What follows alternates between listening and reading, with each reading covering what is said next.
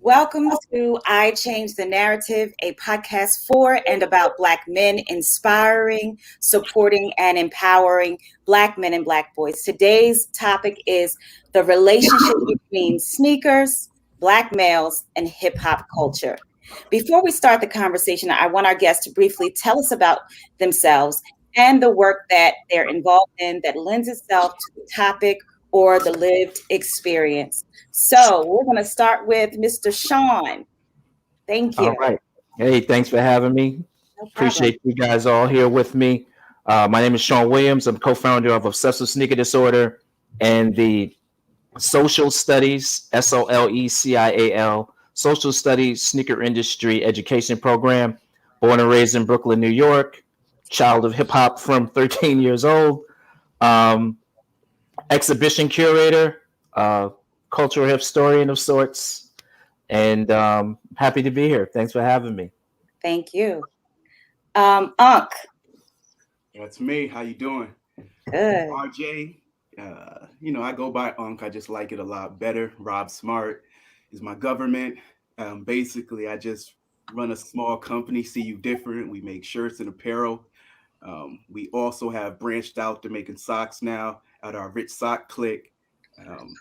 Just got into the whole sneaker thing when basically I'm a boot head. I love Timberlands. But the thing is, the people I'm hanging with, I mean, they had different flavors. So I had to switch over to sneakers to keep up. So that's my main thing, was keeping up with my peers at this point. So that's me. Awesome. Thank you. And Daryl. Hey, man, I'm Daryl Smith, better known as the comic book theologist. I'm an urban missionary with Fellowship of Christian Athletes in Clayton and Spalding County, Georgia. I'm originally from New York, representing the 914 today from Mount Vernon and New Rochelle.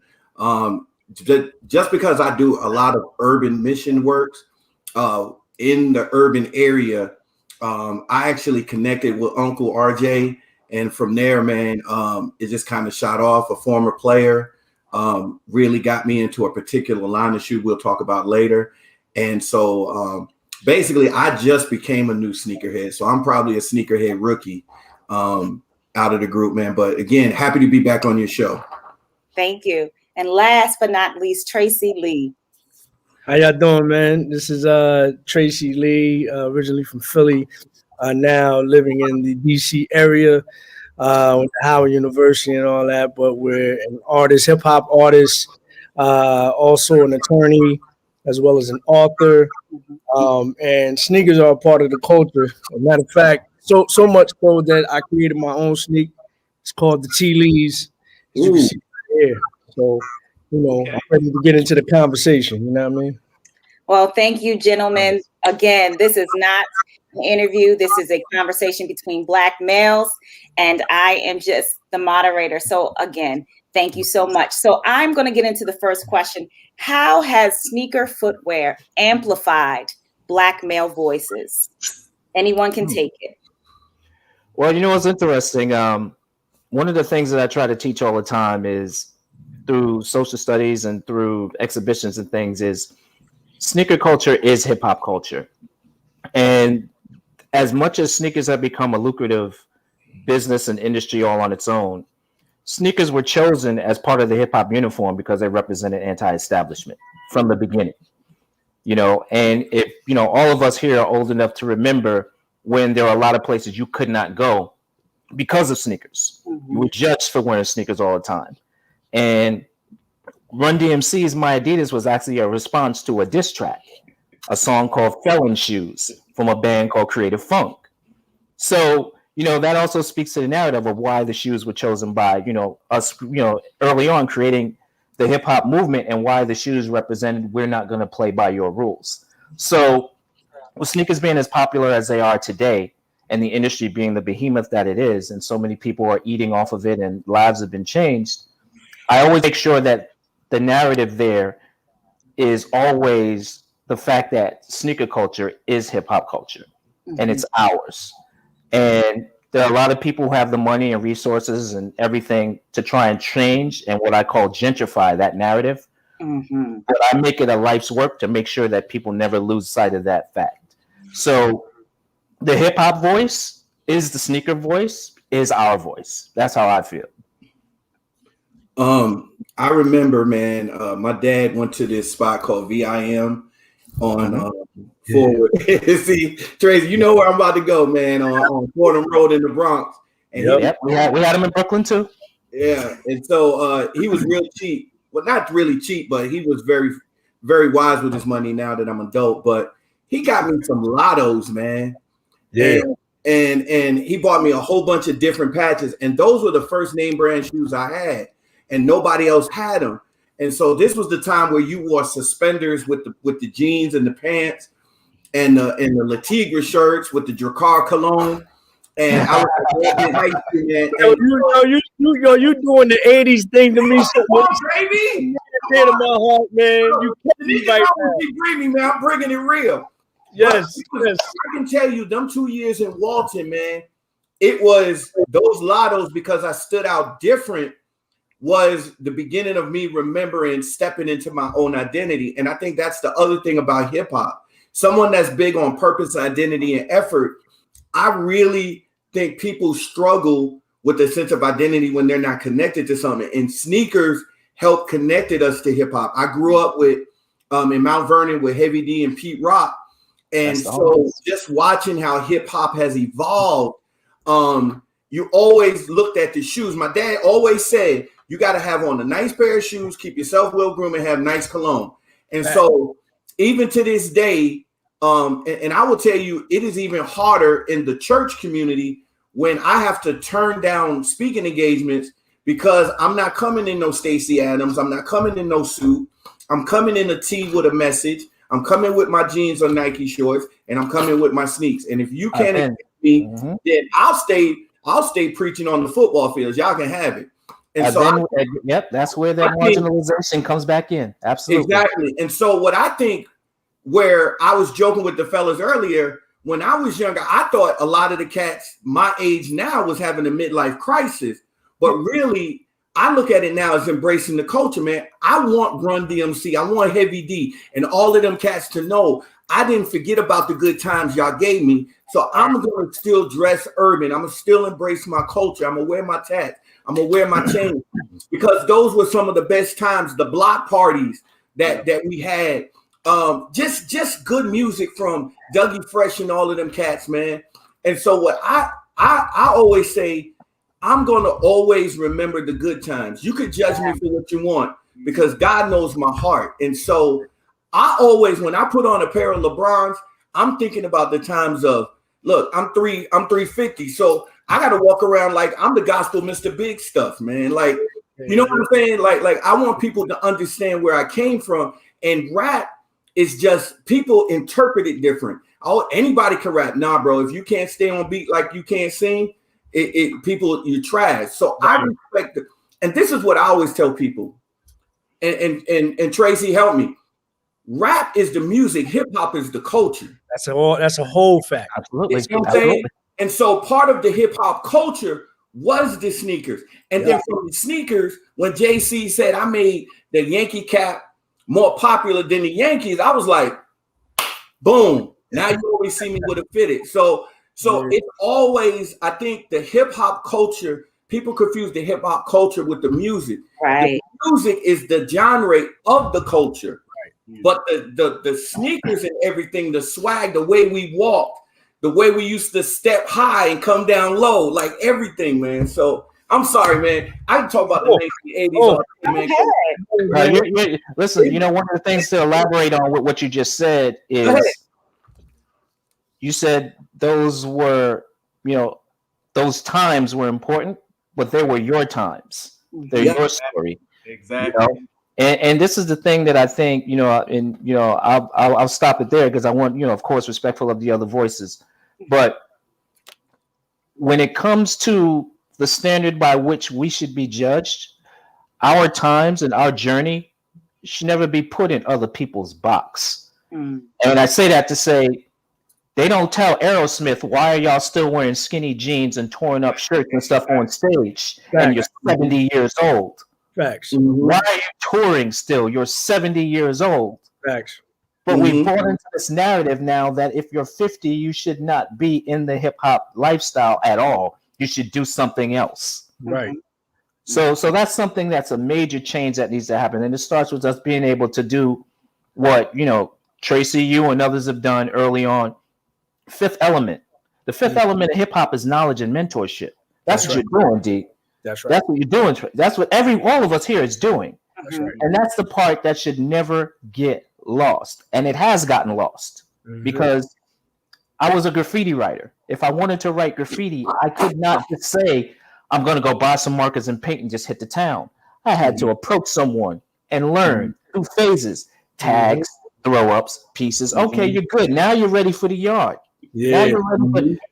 And it was like that with DJing and everything else. Yeah. The mentorship piece is the silent X factor to hip hop that is gone. So now that it's gone, people are criticizing the fact that here you are and here we are at our age, still living our lives, telling our story. But on the outside, they're going, "You're too old to be doing that."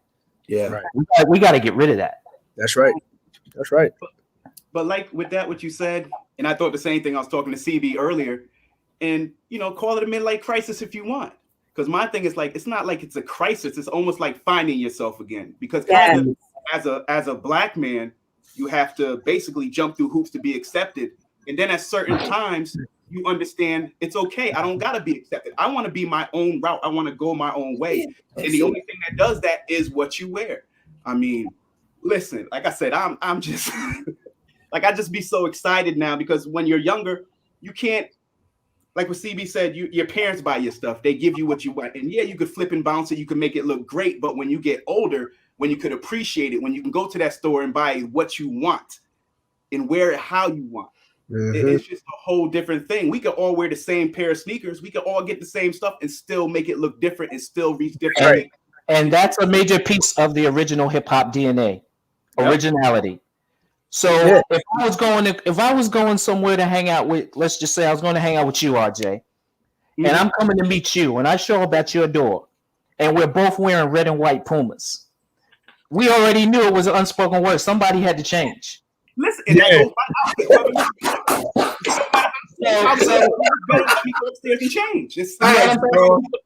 So here's the thing that I teach my young kids, and this is what stumps them every time, right? Kids pay more now to look the same than we ever paid to look different. Yeah. Listen. But let me give you the flip side of that though. You can come in there with the same. See, this is where you got levels to it, right? You can come in there wearing the same thing, but it's really how you rock it. Exactly. It's really how you rock it. Like that's a part of the culture as well. You know what I'm saying? Like I've seen, like, because when something is hot, it's hot. Now you try to get something a different variation of it based on the fact that you'll say, okay, them suede Pumas you talking about. Well, let me go get the other color. Like I know everybody rocking this color around the way. Right. But let me get the other color just to separate myself. But just in case somebody else comes in there with the same Jones on, I'm gonna change the laces. I'm gonna check the stripe. I'm gonna do something. I gotta make sure my fit is right. Exactly. The kind of hat I got on, the kind of jacket I got on, like all the ensemble, the other things. But it does start with the base. The base is the sneaker. The sneaker is the base to the whole outfit. Like CB just said, and I'm gonna use that because I heard my man Unk say it. Like CB just said, that's a part of the foundation, right? That the sneaker is that's the first thing somebody's gonna look at when you walk into the room. Yes. What kind of sneaker you got on? What kind of kick you got on? You know what I'm saying? And then from there, it works from there. You know what I'm saying? But it's how you rock the sneaker too. Because you can make a hot sneaker look nutty, like. You know what I'm saying? Like, damn, you got them Jones on, but he ain't rocking it right. I know I do it all the time. You know what I mean? But that speaks to what we all grew up with, were the unspoken rules of originality and self-expression. Right. Those don't exist anymore. Everything you're saying, we've all grown up with. That's not a challenge to us. Exactly. You know what I'm saying? But you know what? So the kids today have that challenge because it's like, okay, the new Jordans just came out today. Literally, a pair of Jordans came out today. That school is in session where everybody was physically in the same space. 500 kids would be wearing the same sneaker and be okay with it. Well, we would cringe. Yeah. Wow. Yep. Wow. I think also what I love about it is how I even though you could wear a pair of LeBrons, it don't mean the same to you as it means to me. So I have a coach always ask me, he says, Daryl, man, like, help me understand why you wear LeBrons. And I flip it on him because I do urban ministry. I say, well, I love reading the King James Bible, so I just wear LeBrons to remind myself. You know what I'm saying? And so they were, why you wear a Yankee hat? I was like, well, they the Levitical priests of baseball. They were excellent. And you know what I'm saying? But all of that comes from the swag of the culture. Yeah. You know what I'm saying? And so what I've done is, like, I said, you know what? I'm not going to do church. I'm going to bring culture because Jesus dealt with culture. So I'm going to bring the culture back. I'm removing religion and bringing relationship and culture. There you go. That's where Jesus navigated. He navigated through different cultures. He didn't care. Correct.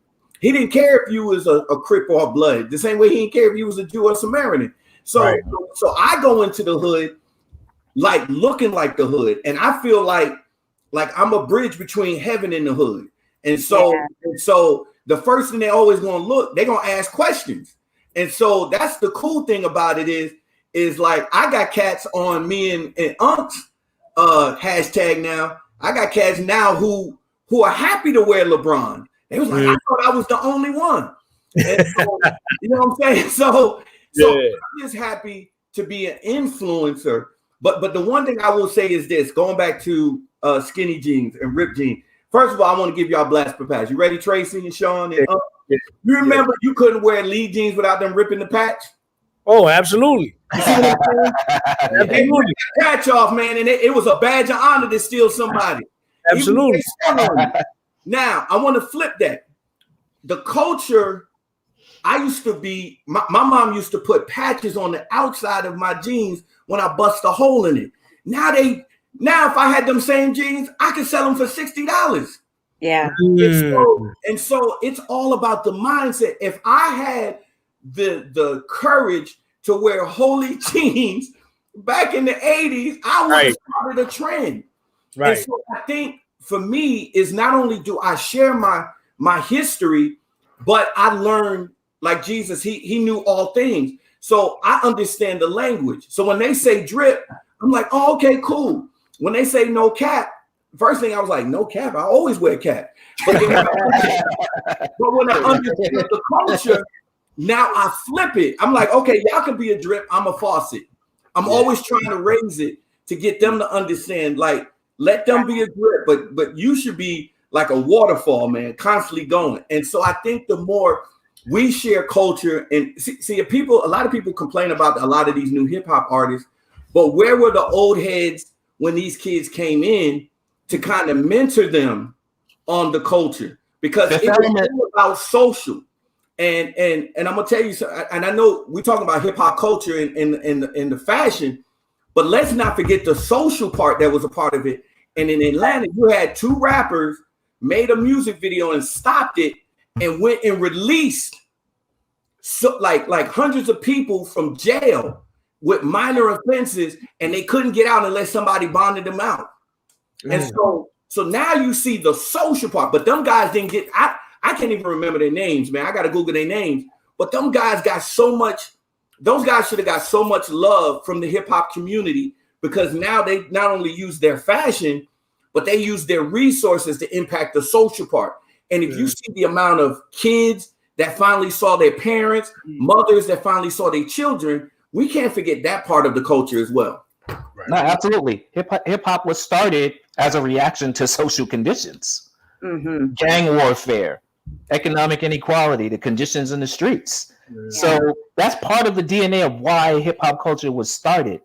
And we've gone so far to 50 years almost down the line now, where again, that broken down piece that is the mentorship is gone. That bridge has been gone. But I mean, people have come back and they've done it through, like trade, Esquire, now you're teaching people the legal aspects of being able to protect themselves and, setting up. And so those things also represent mentorship. Yep. The mentorship piece down on the street level, like what you're doing, is gone. And what happens is you have people who are from the older wave of popularity and fame and status who they had hot records and made a lot of money. And now they see a kid who, now that their money's gone, is making 20 times the amount of money they're making doing less. And they're bitter. Yep.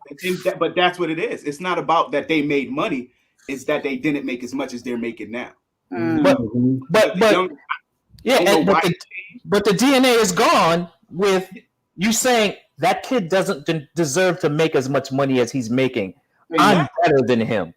Exactly. Okay, so and you know it's funny. KRS got criticism when he reached out to Soulja Boy at the height of his popularity, saying, "Yo, this kid is the hot ticket right now, but I think he's lacking some of the fundamental things that would make him our great next artist." And they were like, "Yo, KRS, why are you talking to Soulja Boy? That's stupid. Leave that dude alone. He's a ringtone rapper." And he's like, "No, y'all are missing the point.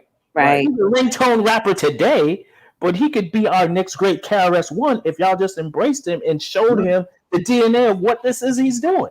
Yeah. So that's the piece that is missing that has caused for all of this breakdown in the fashion, in the music, even in the business. Yeah. Can I say something Canton Jones said? We were talking and somebody asked him about I think it's Little Nas X with the whole Nike shoe and the Antichrist. And they said, "What do you think?" He said, "Where was the deacons and the pastors? Where were the youth ministers when that boy was struggling for his identity?" I'm not saying nothing about that kid. What I will say is, how many of us is willing to go in the trenches and find that next kid that could end up like Lil Nas and love on him? How many of y'all reaching out to Lil Nas and love on him?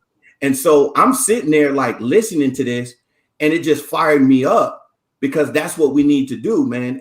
Look, man, I don't want to get preachy on here because it's not it. But the disciple method was a mentorship method. It was to get you a couple of people, mentor them, pour into them, and then let those people do the same. Now it's like, I call it the Daffy Duck syndrome. It's mine's, all mine's. Like, you know what I'm saying? Like, and that's why I love being on shows like this, because now I get to grow and I get to take that back to who I impact. And we're talking about hip hop. Let's not forget how hip hop and sneakers impact athletics. Let's not forget, I want to be the Lebron. I mean, I want to be the Allen Iverson of the Christian world. Let's not forget those guys that paved the way. Allen Iverson, I ain't wearing no suit. So we can't forget, like, it's not just our culture is so powerful, but we're the only culture that is attacked inwardly by our own on so many different facets and not embraced. We have changed rural America. We have changed. We've changed the world. Changed the world. Say the world. We've changed the entire world. I'm telling you, man. Like, the reason why you can't look, y'all can have the Jordans. Go ahead, get your headaches. That lets me get all the LeBrons I want. But you know, I like those headaches, man. I'm sorry, man. I just think like we have to love our culture so much that it doesn't die. And that's what I'm scared of. And that's why I embrace it so much. My daughter, I brought her in. I was like, "Yo, does this look good?" She was like, "Yeah, Daddy, but you 51. I'm like, "Yo, we'll eat dinner. We'll talk later. But I just need to know I look right in case somebody your age sees me." But check this out, man. There's no way. Like, here are 5 examples as to why the culture would never die. You understand what I'm saying? Right. They can try they can change the narratives and all this other foolishness that they try to do.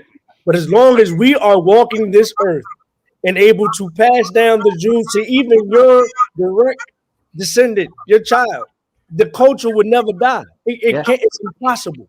You understand what I'm saying? It'll never die. Never. Yeah. You know what I mean?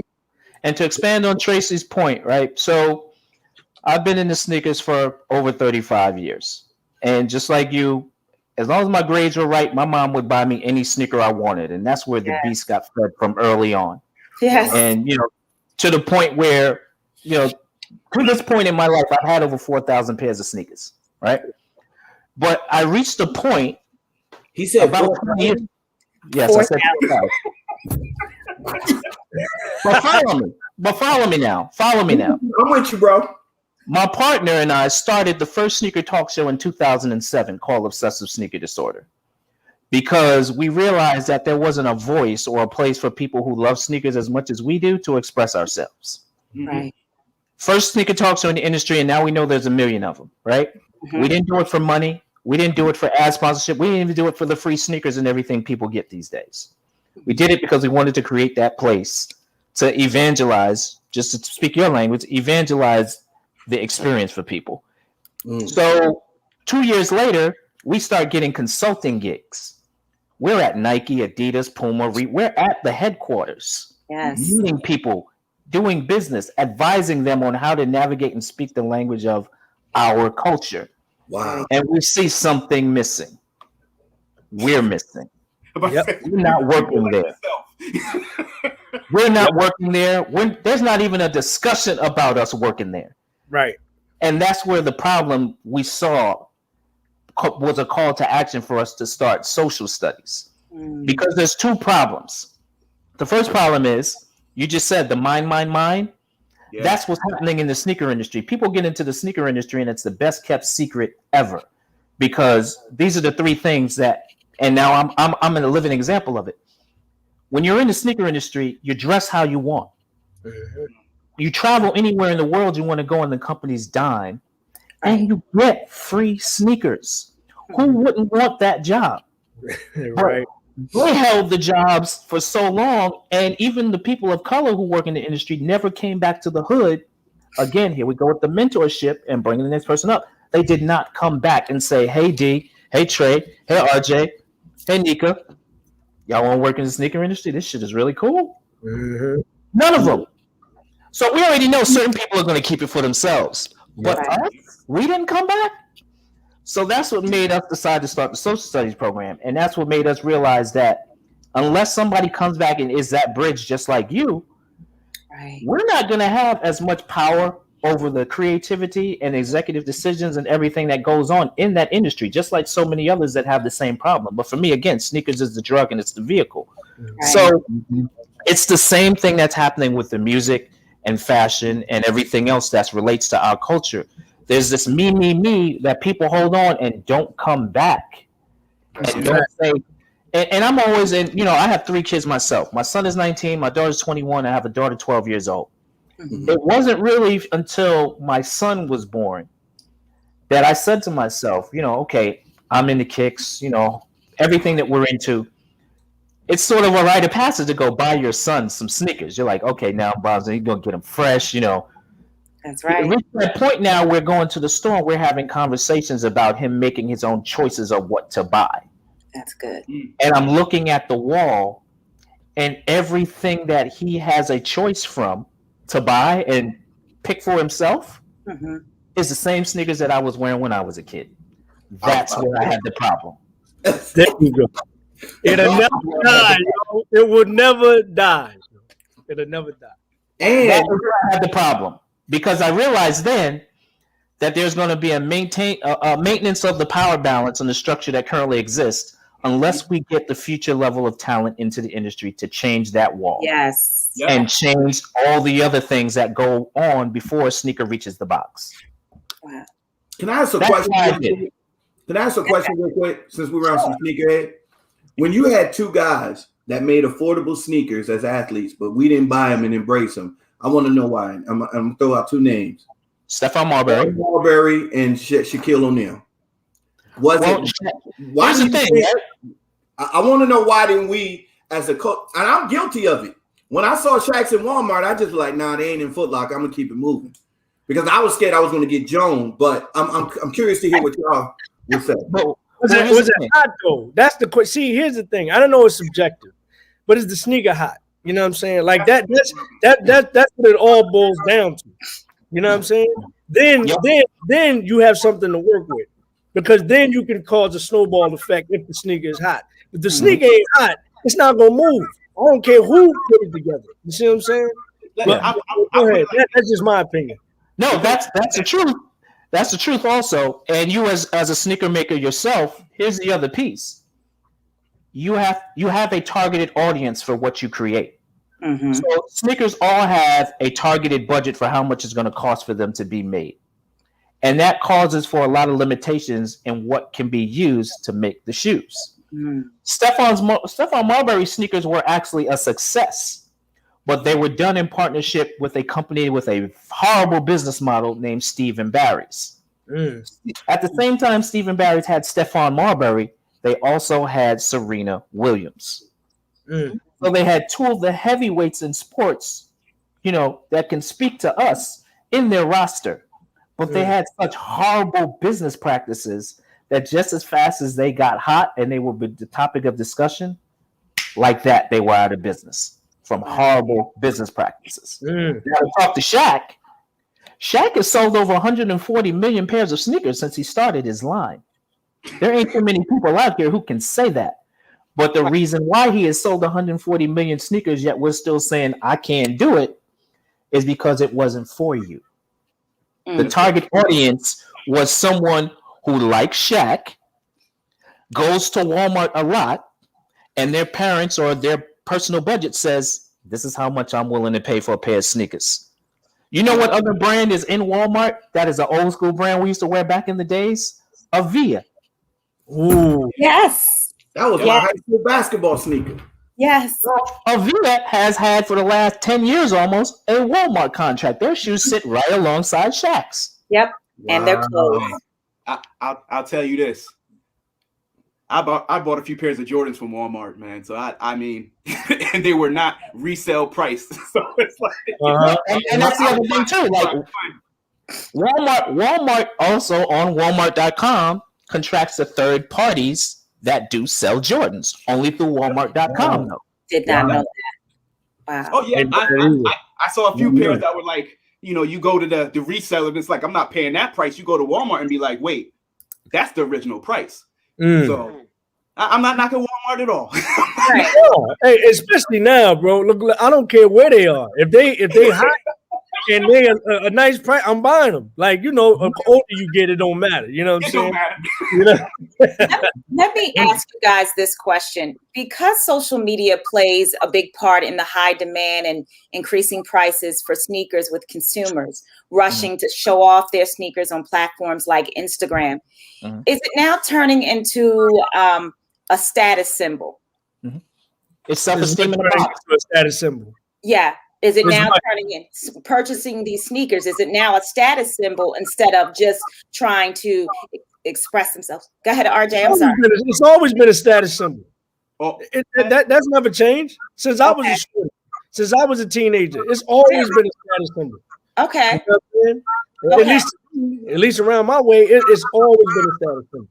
Okay. Well, how about for you guys? I definitely think it is, only because if now.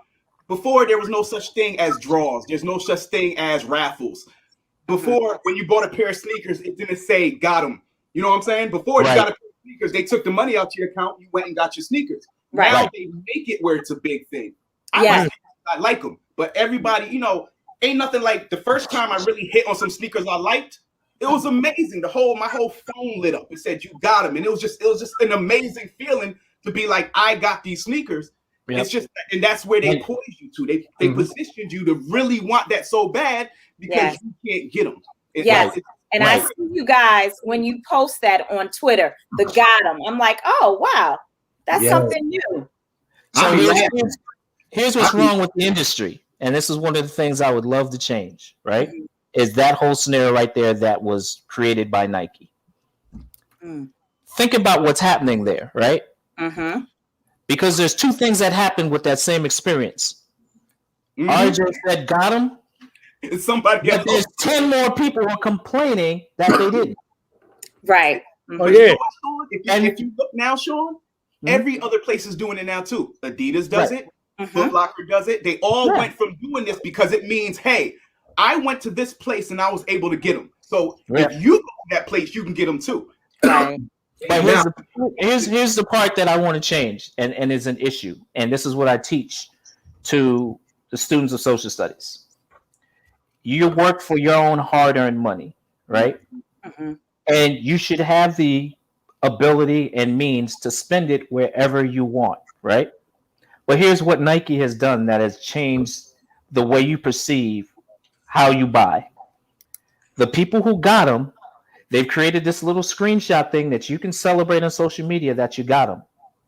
The people who didn't, that magnifies times 10 because they're frustrated that they didn't get them. But what that says now is, personally, as someone who is now mad that you didn't get them, you're mad that you didn't get to spend your own money.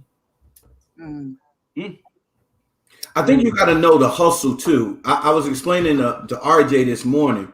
I went on Nike.com to get these new orange and the LeBron Palmer. The LeBron Palmers or the Hardwood Classics? Yeah, the Palmer ones. Okay. And on Nike.com, they were sold out. Mm-hmm. So, like I said, and Tracy, you're going to love this, Sean.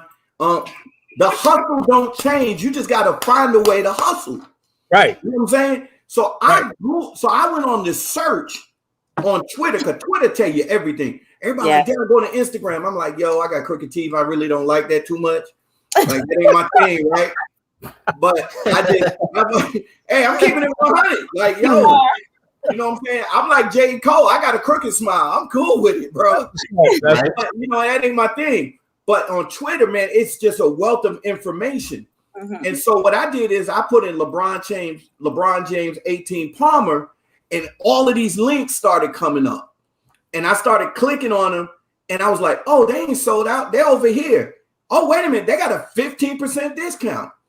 So I'm going to tell you what I want to let the people know is that Nike has a hustle, but so do other people. And I'm not talking about stocks and GOAT, because them guys are selling sneakers like stocks. I don't got time for them. I don't make that type of money. But the hustle don't change. It's like you said, Sean and Tracy, it's the work you put in. If any sneaker you're looking for, I guarantee you can find it, man. You'll find it on finishline.com. You'll find it on Champs. And let me say this to my veterans. You can be sneakerheads better than anybody, because we get between the veteran discount, 30% discounts. Wow. On any, you just got to do the work. Everybody asks me, Darryl, how you got all them LeBrons? Man, I wait for the sales, and I use my veteran discount. Wow. But you got to do the work. The work is out there. You just got to know how to, make But again, that's the part that speaks again back to the originality of our culture. I was about to say it was all about that. Everything you're saying is foreign to this generation, because that's how we was taught. That's how we That's how we was taught.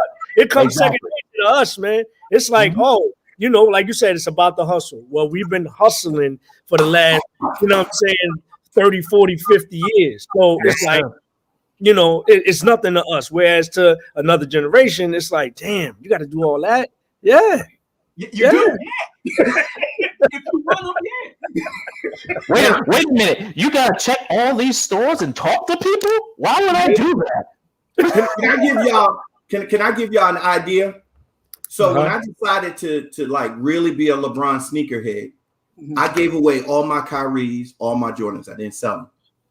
I found it grown men that like sneakers, but for whatever reason, I remember paying child support for about 8 to 10 years. Mm-hmm. And Unc knows this. You could pretty much tell when child support stopped. That's when I started buying LeBron. You know what I'm saying? So might get a little loose. But what I did was, hey man, I'm gonna speak truth, because there's some dudes out here paying child support. Hey man, hold on, hope is on the way, bro. You're gonna get it. 18 will be here before you know it. So what I want to say is like they was like, how much you want for them? Like, yo, here's 2 pair of Jordans, take them. Here's the Kyries, take them. Here's some KDs, take them, because they want for me. Mm-hmm. And then that's when I believe what is given, it'll come back to you 10, 30, 60, and 100-fold. Right? Yep. And I think a lot of us have a Dead Sea mentality. The Dead Sea is circulation within itself, but the Red Sea is vibrant of life. Mm-hmm. And so what I didn't go to the kids because I knew the kids wouldn't appreciate it. I found dudes between 28 and 35 and gave them a new pair of shoes. And when them dudes see me today, they show me love, and they're like, why did you give them to me? Because I said I didn't know I was going to get a 15-30% discount, but that 15-30 discount come. So even in the mentoring, I'm going to go back, excuse me, I don't want to be preachy, but I go back to John 3:16. For God so loved, he gave. Mm-hmm. And so sometimes to get people excited about this culture, they're not going to be at an NBA game and get a pair of sneakers. Like it's cool LeBron gives a little kid a pair of sneakers, but he'll never fit them, and those are size 15. You see what I'm saying? But if you can give somebody a pair of shoes that fit them, that can make them feel good about themselves, They That continue. They can continue the journey. The culture, man. I didn't even do it for a tax write-off. I did it for the love of the culture. I remember Heavy taking me to the pizza shop. You know what I'm saying? I remember Pete Rock, us walking to school, and remember us just talking about music and breakdancing together. So it was sometimes, man, and if I can be honest, let's change the crab mentality, man. You know what I'm saying? Like, once I cap off as much as I can give, then I'm gonna start looking. I'm gonna be like, yo, okay, I need to give away these 3 or 4 pair of Lebron because I know I'm gonna want a new pair back, but ain't no sense in me keeping them. And so if I can just admonish anyone listening, for some of y'all that's out there having it, remove the Daffy Duck mentality. If you want to be blessed and you want the culture, because when we die, families coming to raid the house. Right. You know what I'm saying? So I got to start thinking now how much I'm going to give to my son, how much I'm going to give to my friends, and how much I'm going to leave for athletes, because I want the culture to live through me. And so if we can even show that aspect of it, because in that whole mindset you said, Sean, and I got them, but guess what? I can give them too. Right. I know that's against the code. But if you're gonna change the narrative, we changing the code. We changing the code, bro. I never subscribe to that. You know, the game is to be sold, not to be told. It's always been BS to me. The game is to give. You get the game to give the game. And respectfully, CB, you got to stop apologizing for dropping the word, brother. It's whenever you pulling a word out of the book, don't apologize for that, man. We need that. That's right. That's right. And I give away between 2007 and 2012, I was giving away about 50 to 100 pairs of sneakers a year. Because the sneaker is the bridge. Yeah. It's the bridge. Yep. You know, but I think the other piece of it too, you know, it's cool that we're using these sneakers as a vehicle to be ambassadors and open up, you know, that level of discussion and everything. Right. But the other piece of it too is we got to encourage more people to be the example of Stephon Marbury and Trey started his own sneaker line. Like, why are we not celebrating that? Right. You know, why are we not making them aware of the fact that it is possible for you to have your own sneaker line? You know, we have to foster the entrepreneurship that birthed the culture as well. Absolutely. You know, we're the ones that made the mix companies create crossfaders. That's right. That's you know, we're the ones that made them change and retune speakers for extra bass. That's right. You know what I'm saying? So we can't forget that piece. We have to make sure that we have the examples that's right before us for entrepreneurship and carving out your own lane and celebrate them too. That's right. Because Nike's going to be Nike whether we buy their sneakers or not. That's right. Exactly. That's people. You got to have that. Little Nas is the first time I saw when Nike backtracked. A little bit. Well, there's a whole other discussion behind what happened with those sneakers. You know, but and that speaks to Nika's question too about social media and the influence. So, you know, just the long and short of it, that wasn't Lil Nas X's first sneaker. That was the second one. Exactly. The first sneaker was a part of the story, Heaven and Hell. Right. The Heaven sneaker never got any publicity. I did that. I did read that. The Hell sneaker got all the publicity, obviously, for the obvious reasons. But he was telling a story.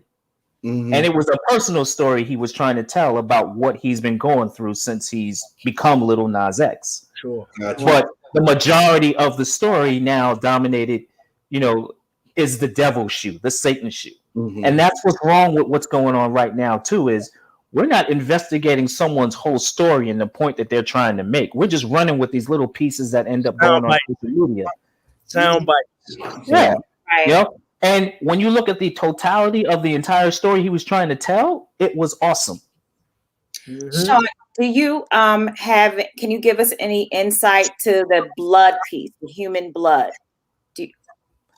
I can't speak to it because I didn't get to talk to anyone at the customization company or anything that made the shoes. Okay.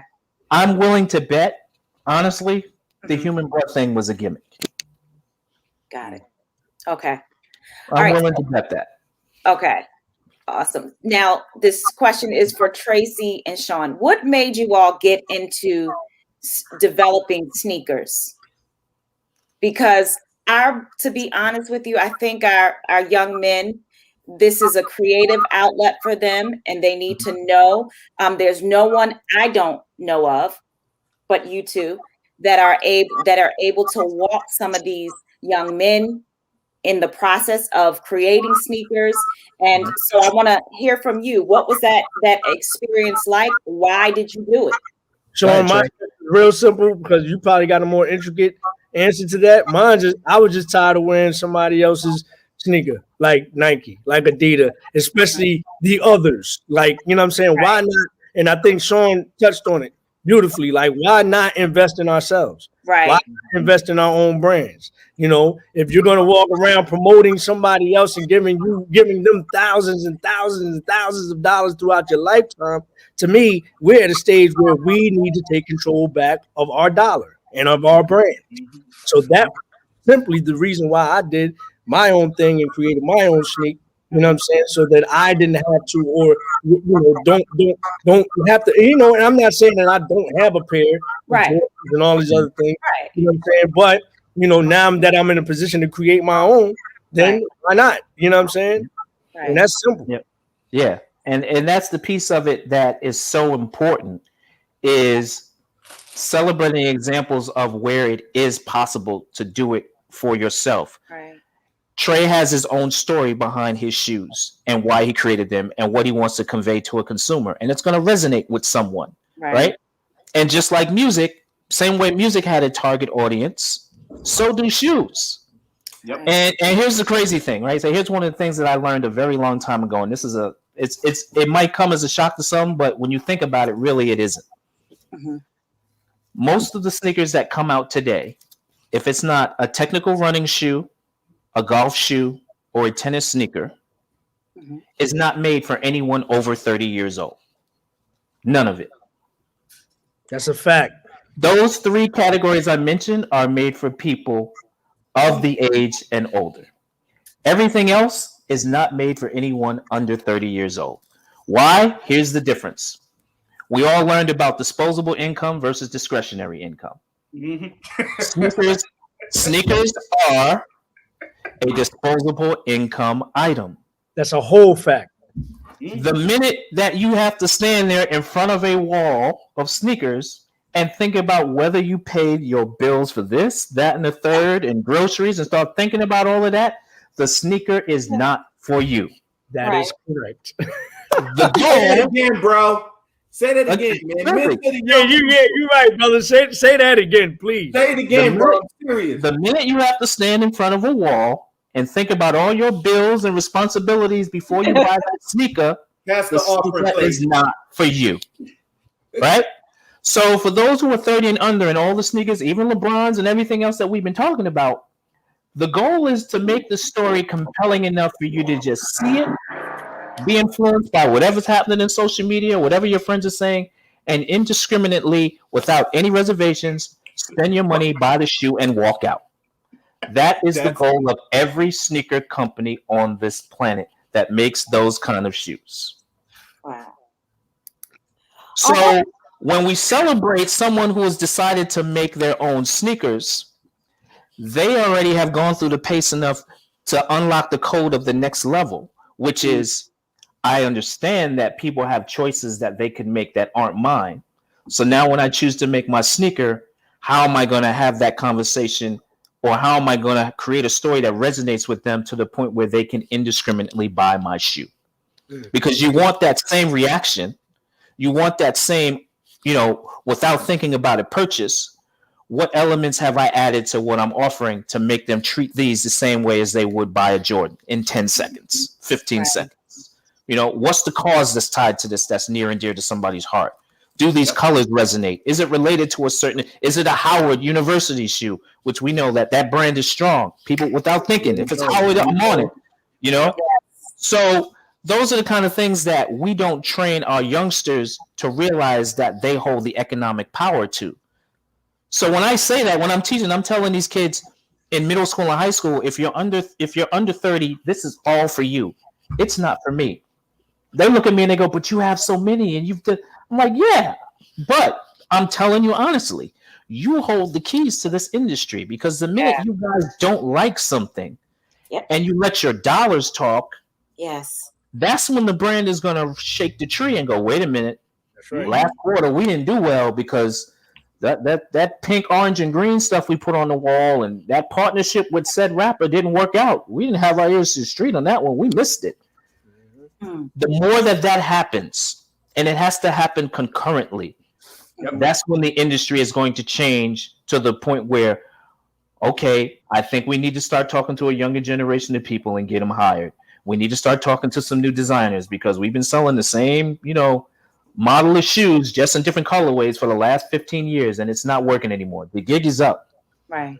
So that's what's important is anyone who has gone to the length to say, I'm going to start my own sneaker line, we need to embrace them. Yes. We need to work with them. Yeah. We need to give them as much insight about what it is we do and why we buy sneakers as possible so that they're successful.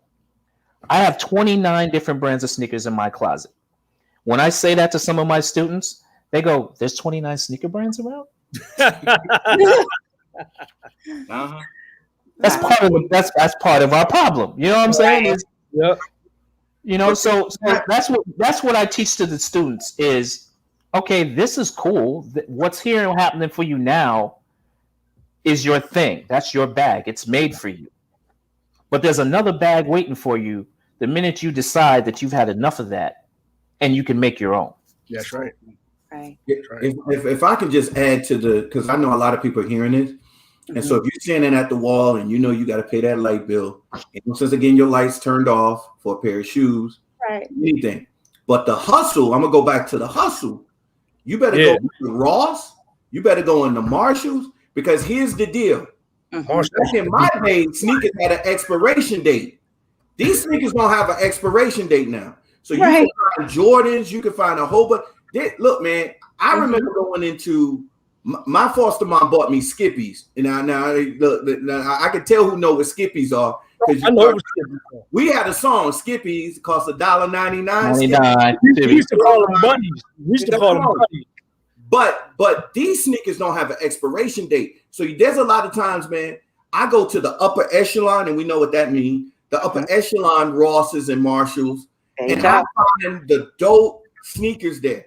So even though don't lose hope, now still pay your utility bill, but, but if you still want hope to find sneakers dirt cheap, name brand, you can go to TJ Maxx. They don't love the big and tall. Marshalls, they don't love the big and tall. And Ross, they don't love the big and tall. That's my disclaimer because anybody work there, get some big and tall stuff for us.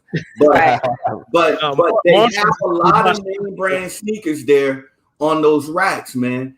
And so for those who can't afford the $200, don't lose hope because let's talk about that part of the culture.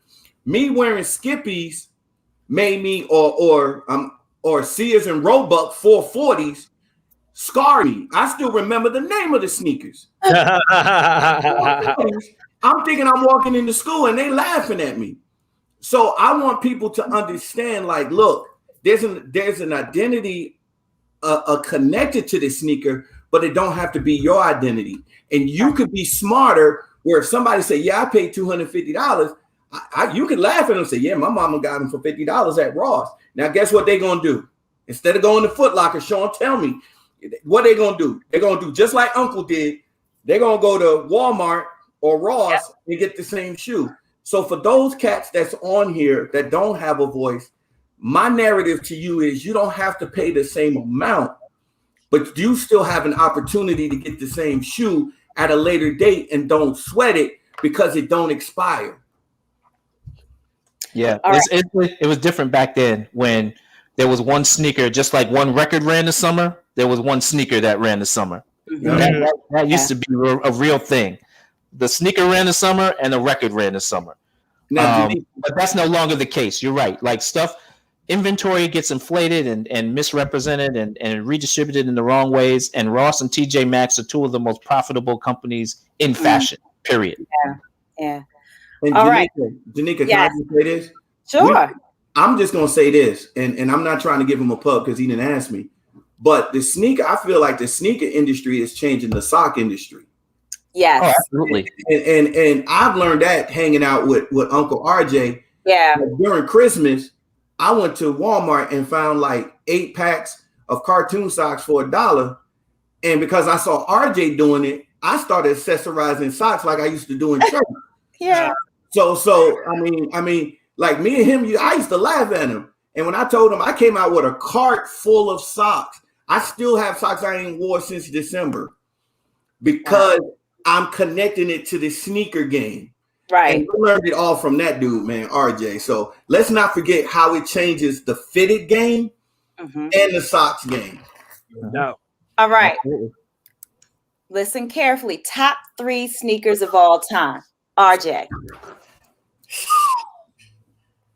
Jeez. Your opinion. That I would like? Top 3 sneakers of all time. Yep.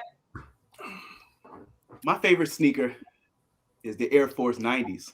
I love them sneakers. I love how they comfortable. Air Max 90s? Air Max 90s. I'll be honest. I really don't. I like Jordans just because how they look. But they're not my every sneaker that I would like would be the Air Max. It would be the Air Max 90, 95, and now the 97. And it goes back to what you're saying, Sean, is because they're comfortable.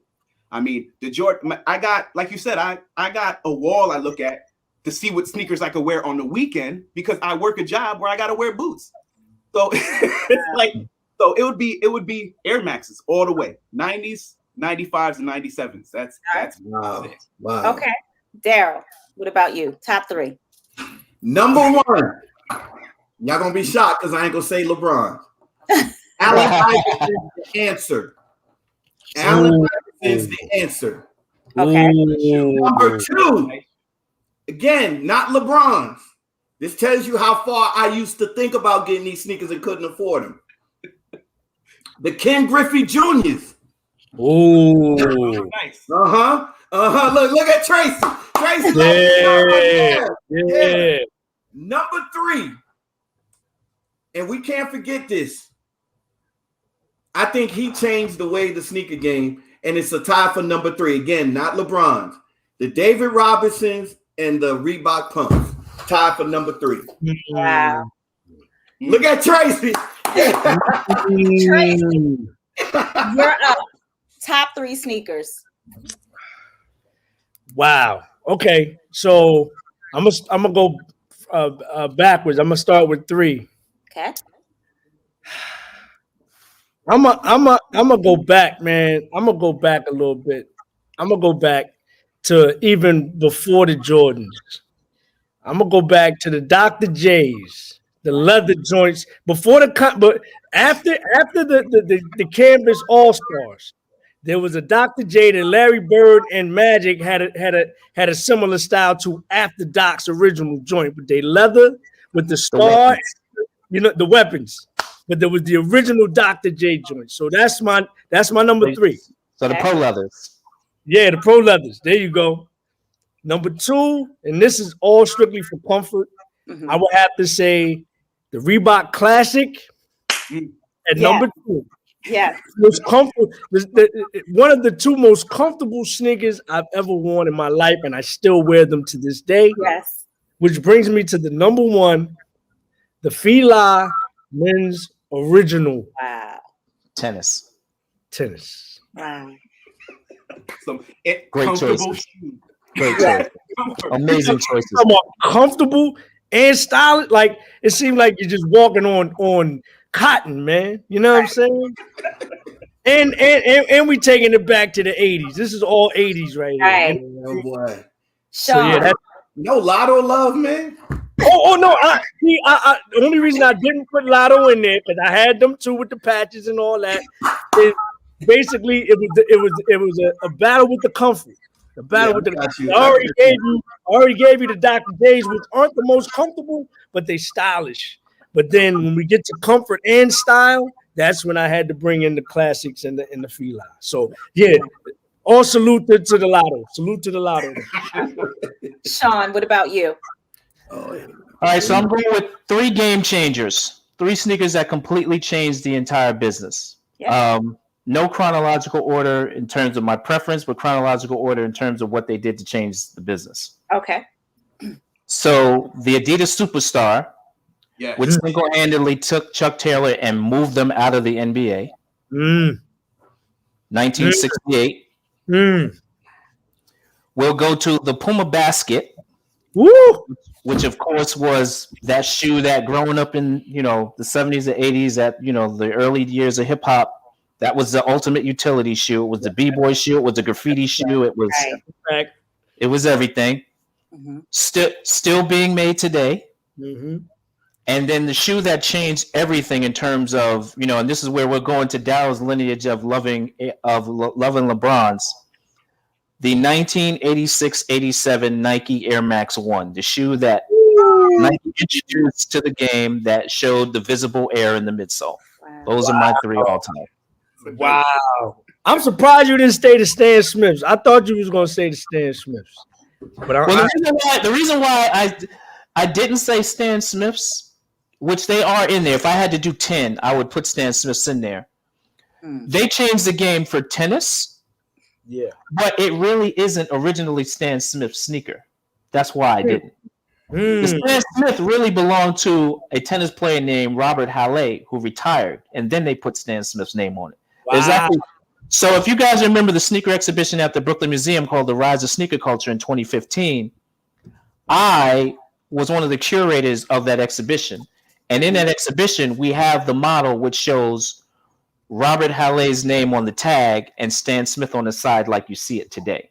Wow. That's a fun fact. Thank you for that. Yeah, so Stan Smiths were not originally Stan Smith's sneaker.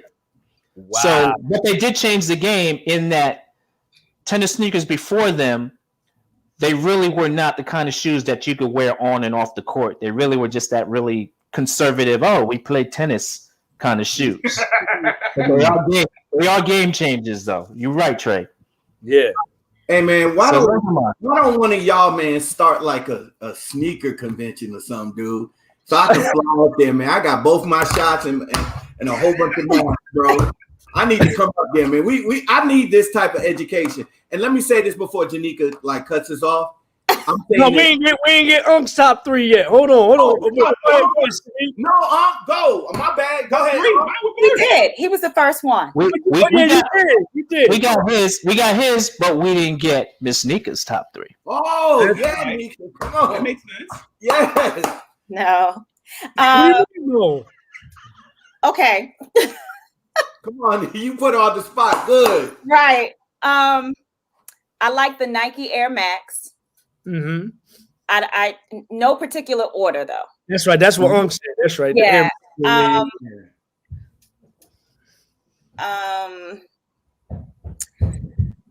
I do love a shell head Adidas. I love those because of my relationship with Run DMC being introduced to rap. I used to sneak and listen to rap because secular music wasn't allowed in the household. So when Run DMC was on the scene, and those shell heads, superstars, right? Shell tops, absolutely. Yes. And then of course the Reebok classics. So those are my 3. The Air Max and the Reebok classics, man. It don't get more comfortable. No, right.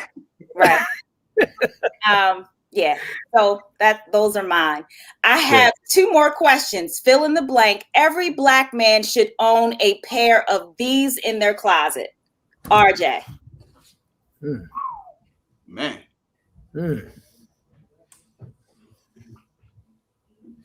Jeez, can you come back to me? I gotta think about it. Yes, Sean.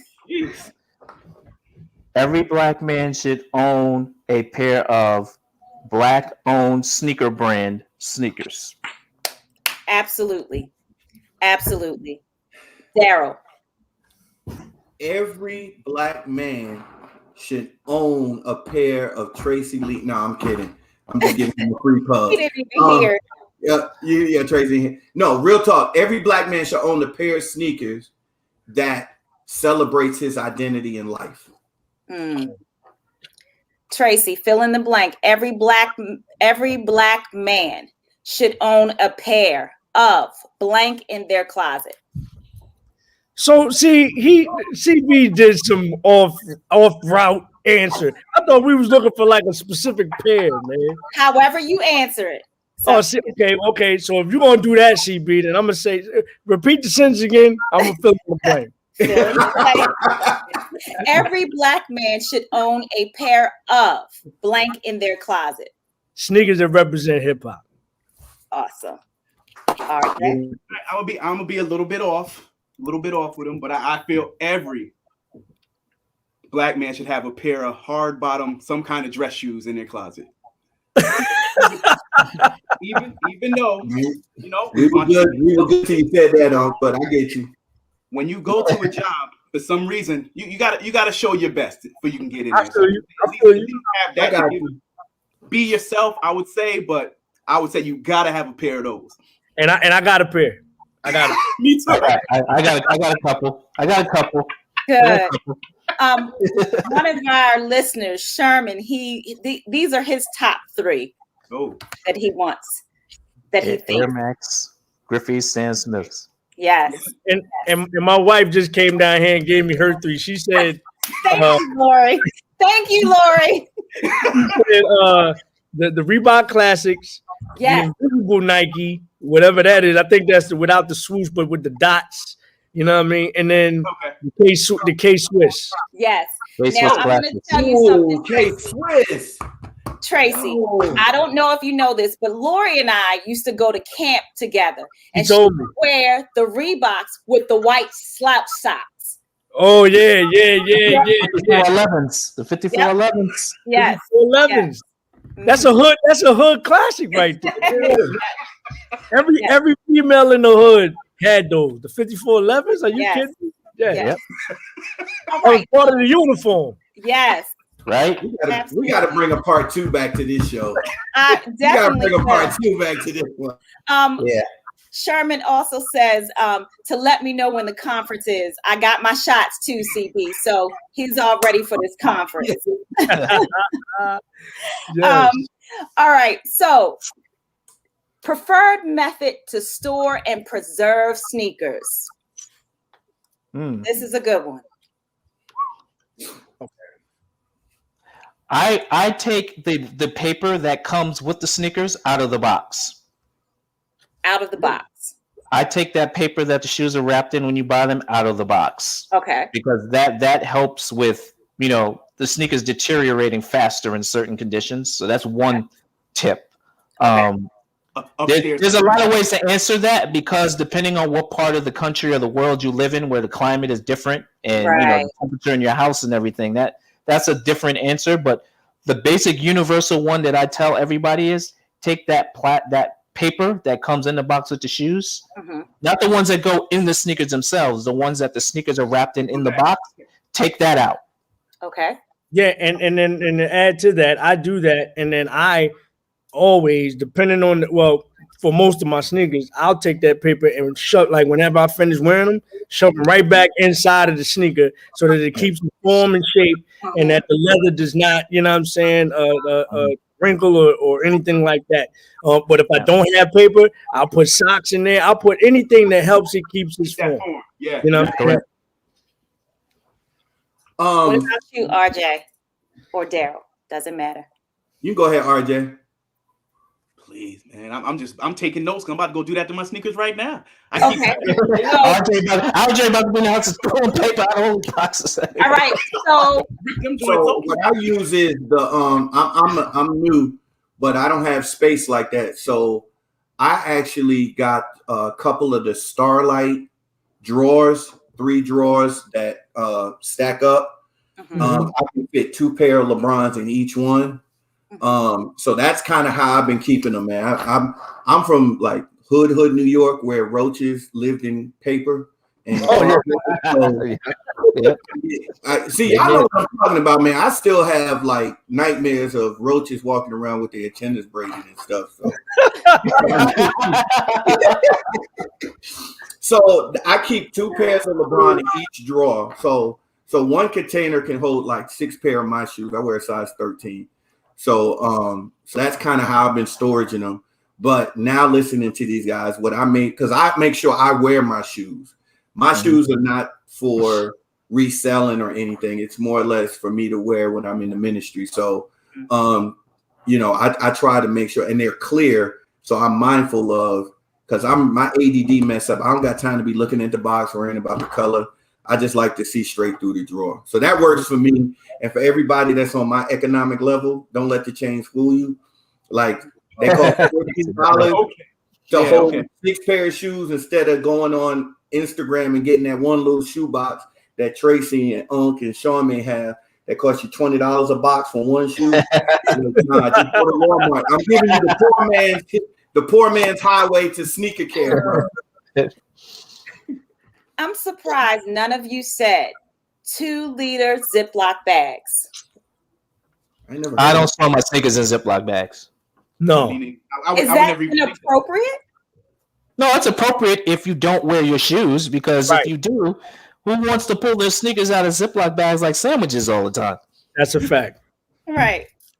Got it. Make Ziploc bags my size. Yep. Got it. RJ, how do you store yours? I got mine, and thanks to CB, I got them in little pretty cases that I paid for $20 a box. Where else are you going? What shoes you like? No. No, I bet most of the like high tops I can't put in those. I don't put in those. I only put like my 9.7s or my Jordan 1s in boxes. Really, they just fit good, and it just looks good. It's something good to look at. I mean, I don't.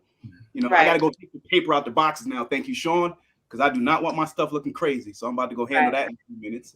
Yeah. But I got them the little plastic cases. I could look through the door, see what they look like. So I kind of like that. But do you see how people hustle sneakerheads?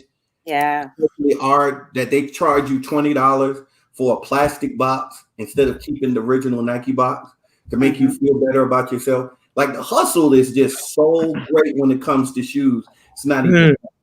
I never said I got rid of boxes. I got those in trash bags in the basement. I'm keeping my boxes. Those are mine. Those are just for. I said those are mine. My boxes? No, you don't shoot those away. That's a badge of honor right there. Yeah, I keep all my sneakers in the original boxes they came in. I write where I keep every brand stored for me in alphabetical order by manufacturer brand, A to Z. And I also write on the box. For real. Yeah, I have a problem, Trey, but you knew this. No, it's not a problem. I'm actually in awe. I'm like, damn, word. Wow. So I write the store that I bought them from and how much I paid on the box for them. And I also write the particular occasion, if it was like a particular occasion that I bought them or wore them to, on the box. Wow. Like if it was given to me as a birthday gift, I'll write these were given to me for X birthday. Impressive. Wow. Because the stories for me are, there's a story in every box. Right. Yeah. So if I put them in the clear cases, then now I got to do all of this, like the librarians and stuff, and start cataloging stuff that now I got to shove in this clear box. Where for me, for the original box, it's right there. It's on the front of the box for me. And when I pull it, I already know. And then if I need shoes for a particular, because again, I do exhibitions, if I need to pull a shoe that's for a certain theme, I already look at the front of the boxes. I know which shoes to pull for the exhibition. So it's easy for me for that route too. Wow. Well, gentlemen, that is our time. But before we go, tell our listeners how they can connect with you. We're going to start with Tracy. On IG, you can go to Tracy Lee ESQ. That's TracyLeeESQ. On Twitter, I can be hit up at Trey Lee, TRAYLEE. And for everything else, including the new album Glory, as well as Glory the Manuscript, which is the book that accompanies the actual album, you can go to Tracy Lee, and the sneaker as well. You know what I mean? Yeah. I'll show that again. You can go to Tracy Lee, TracyLeeMusic.com. That's TracyLeeMusic.com. Yep. Thank you. Daryl. Man, you can find me on Twitter, Comic Book Theologist. CB Theologist on Twitter. On IG, you can follow me at Comic Book Theologist. And then I have a Facebook page, Comic Book Theologist. If you need someone to come speak to your church leadership, motivational speaking, I'm the guy for you. I do workshops with church leaders to understand millennial and Generation Z culture in this day and age and how to minister to them. Thank you. RJ. Well, mine is my my Instagram is CUDifferent_CUD. That's just for the apparel design, sock design.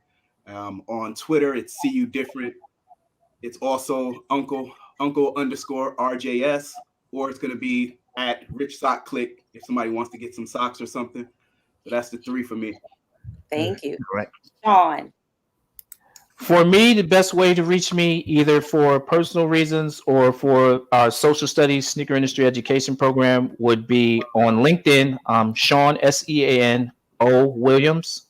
And on Instagram, it is OSD_PAPERCHASR. So OSD_Paper Chaser. I'm always quick to respond. Serious inquiries, of course. Exactly. Thank you so much for allowing me, gentlemen, to showcase your stories, for doing your part in changing the narrative, and lastly, for keeping your commitment by being a part of the show. That means a lot. This was such a great show from the top to the bottom. Thank you. If you enjoyed the show, please let us know. We would love to shout you out and post your comments. If you or someone you know is changing the narrative, please contact us at ichangethenarrative@gmail.com. We'd love to share your story. Meet us here next Saturday at 1:00 p.m. for our last show of the season. So, guys, thank you so much. We have another listener that says, just great job, everyone. We appreciate all of our listeners and things of that nature. Thank you guys so much. See you soon.